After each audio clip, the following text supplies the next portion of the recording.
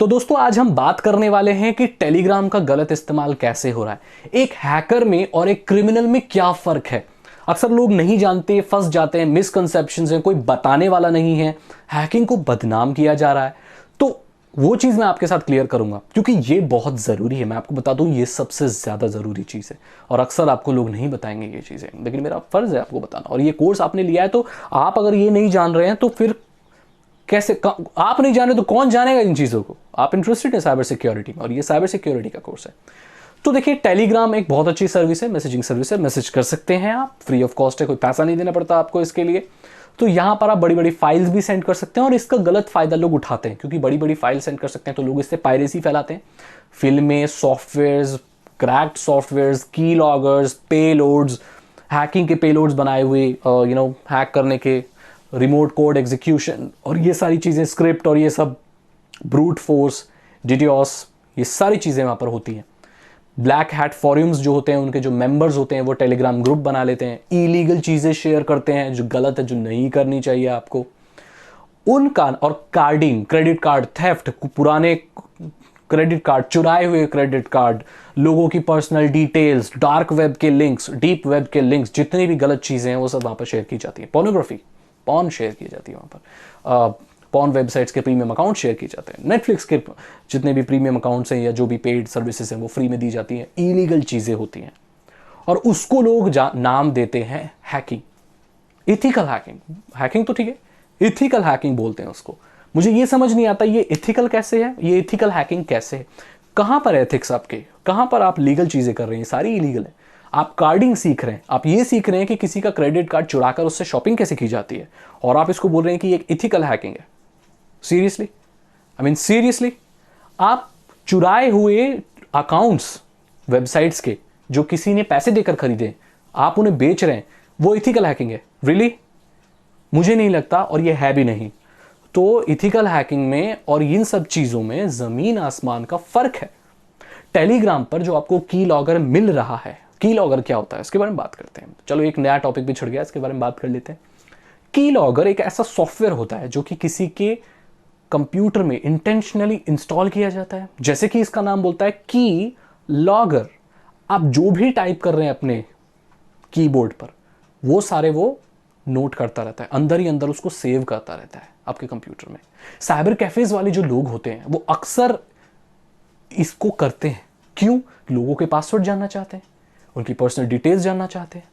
एक एग्जांपल देता हूं मैं आपको। एक साइबर कैफे वाला था, मैं जानता हूं, बहुत पुरानी बात है। उसके पास अक्सर लड़कियां आया करती थी चैटिंग करने के लिए। वो ज़माना था, काफ़ी पुरानी चीज़ है। अब भी साइबर कैफेज हैं, लोग इंटरनेट इस्तेमाल करने साइबर कैफेज जाते हैं। तो वहाँ पर एक लड़की आती थी जो कि चैट करती थी किसी से। जो साइबर कैफे का ओनर था वो, उसकी भी एज थोड़ी यंग थी, तो वो ये देखना चाहता था ये लड़की चैट क्या करती है, इसका अकाउंट का पासवर्ड क्या है ना, वो जानना चाहता है, कुछ चीज़ें एक्सेस करना चाहता है उसकी। आई डोंट नो क्या है लेकिन वो करना चाहता है। तो उसने क्या किया कि जिस कंप्यूटर पे वो लड़की आए दिन बैठा करती थी उस पर की लॉगर डाल दिया। एक उस कंप्यूटर पे ऐसा सॉफ्टवेयर डाल दिया कि वो जो भी टाइप करेगी वो अंदर ही अंदर उसे कैप्चर करता रहेगा, नोट करता रहेगा। उसने डाल दिया। लड़की आई, उसने अपने फेसबुक पर लॉगिन किया, पासवर्ड भी डाला होगा आई एम श्योर, जो चैट करती है वो भी मैसेजेस भी लिखे। और दूसरे दिन उस साइबर कैफे वाले ने, उसी दिन जब वो लड़की चली गई, अपना की लॉगर चेक किया, सॉफ्टवेयर जो कि अंदर हिडन होता है, और जो भी टाइप किया था वो सब आ गया, उसका पासवर्ड भी आ गया, बाकी सारी चीज़ें आ गई। तो ये गलत तरीके से इस्तेमाल किया। की लॉगर हार्डवेयर में भी होता है, ये मैं आपको अपने हैकिंग कोर्स में ऑलरेडी बता चुका हूँ, पहले वाले में, बिगिनिंग वाले में, बिगिनर्स वाले में। तो वो एक हार्डवेयर होता है जो पीछे लग जाता है और उसके बाद वो भी जो आपके की स्ट्रोक्स हैं उसको नोट करता रहता है। तो इसको, ये पेड सर्विस है। जो की लॉगर्स होते हैं वो एम्प्लॉयज़ को ट्रैक करने के लिए, अगर आपकी कोई ऑर्गेनाइजेशन, आप किसी कंपनी के मालिक हैं तो आप ये देखना चाहते हैं ना कि आपके एम्प्लॉय किसी दूसरी कंपनी को तो आपके कंपनी के सीक्रेट नहीं दे रहे, कहीं कोई ऐसा काम तो नहीं कर रहे जो आपकी कंपनी को नुकसान पहुंचा सके। क्योंकि हम ये मान कर चलते हैं कि किसी कंपनी में अगर कोई एम्प्लॉय काम करता है तो वो अपनी पर्सनल चीज़ें नहीं कर रहा, और किसी की पर्सनल चीज़ें देखना गैर कानूनी है। लेकिन अगर कोई एम्प्लॉय आपकी कंपनी के लिए काम कर रहा है और आपके ऑफिस में काम कर रहा है, आपके ऑफिस कंपाउंड में काम कर रहा है, तो आपको पूरे राइट्स हैं कि आप देख सके वो क्या कर रहा है। तो उसको मॉनिटर करने के लिए जो बॉस होता है वो हर कंप्यूटर में की लॉगर लगा देता है और वो देखता रहता है कि वो क्या टाइप कर रहे हैं। इसका लोग गलत इस्तेमाल करते हैं। इस चीज़ को, ये जो सॉफ्टवेयर ये पेड आता है, मैं बताऊँ तो बहुत महंगा आता है ये, और जो अच्छे सॉफ्टवेयर होते हैं, लेकिन इसको क्रैक करके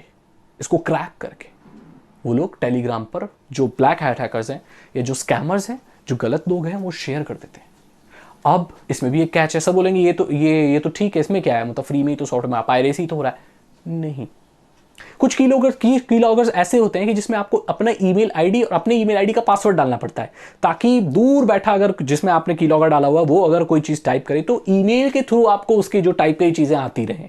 अब यहां पर एक कैच है, यहां पर ये लोग क्या करते हैं, इस कीलॉगर को ऐसा मॉडिफाई करते हैं कि आप अपना ईमेल आईडी और पासवर्ड तो डालेंगे, ठीक है, आपके ईमेल के थ्रू जाएगा ना, वहां पर आपके ईमेल अकाउंट को एक्सेस करेगा, आपके ईमेल अकाउंट के थ्रू वो मैसेज करेगा सॉफ्टवेयर, समझ गए। जैसे मेरी ईमेल आईडी है abhisheksagar@gmail.com, पासवर्ड है 12345, तो मैं उस कीलॉगर में डाल दूंगा abhisheksagar@gmail.com 12345। ये मेरी ईमेल आईडी है सॉफ्टवेयर कीलॉगर, तो ध्यान रखना कि तो इसी ईमेल आईडी से मुझे मेल करे, क्योंकि उसे भी तो कोई ईमेल आईडी चाहिए ना भेजने के लिए सॉफ्टवेयर को, अपने आप से तो नहीं भेज सकता। तो ये जो ईमेल आईडी आप अपनी डालते हैं उस कीलॉगर में, जो क्रैक्ड वाला होता है, वो हैकर के पास चली जाती है। ये एक फिशिंग पेज की तरह काम करता है और आपके अकाउंट को एक्सेस कर लेता है। तो जब आप किसी को हैक करने वाले होते हैं, वो हैकर आपको हैक कर लेता है, और ये चीज आपको कोई नहीं बताएगा। इसीलिए बोला जाता है कि क्रैक्ड सॉफ्टवेयर, क्रैक्ड विंडोज से दूर रहें। अब आपने देखा होगा कि प्री एक्टिवेटेड विंडोज आती हैं, प्री एक्टिवेटेड विंडोज में ऐसे मॉलवेयर पहले से डाले गए होते हैं और ऐसी चीजें की गई होती हैं कि कोई भी एंटीवायरस या कोई भी विंडोज डिफेंडर उसको डिटेक्ट नहीं कर सकता, बिकॉज वो सिस्टम में एम्बेडेड है, वो वायरस ही सिस्टम में एम्बेडेड है, वो पूरी विंडोज ही वायरस है। वो आपकी पूरी पर्सनल डिटेल्स को हैकर्स को भेजती रहेगी जब तक आपने वो ऑपरेटिंग सिस्टम अपने कंप्यूटर में डाला हुआ है। तो कितने बड़े रिस्क पर हैं आप।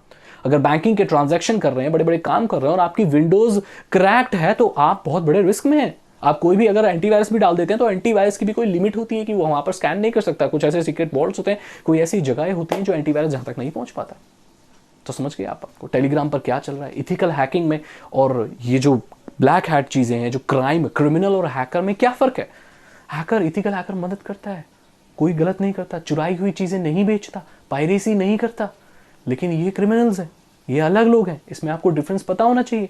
कई बच्चे हैकिंग सीखने के लिए क्रेडिट कार्ड थेफ्ट में चले जाते हैं, स्कैमर बन जाते हैं, और उनसे बोला आप कौन है, मैं एक इथिकल हैकर हूँ। आप क्या करते हैं, मैं कार्डिंग करता हूँ, मैं क्रेडिट कार्ड मतलब क्रेडिट कार्ड चुरा के शॉपिंग करता हूँ गलत तरीके से, मैं लोगों की पर्सनल डिटेल्स बेचता हूँ, उन्हें ब्लैकमेल करता हूँ, सॉफ्टवेयर को क्रैक करके देता हूँ, मैं एक इथिकल हैकर हूँ। नहीं मेरे बच्चे, तुम इथिकल हैकर नहीं हो, तुम एक क्रिमिनल हो। ये बात को देखो आप। आई होप आपको पूरी नॉलेज मिल गई होगी और आपको कुछ जानने को मिला होगा। Thank you.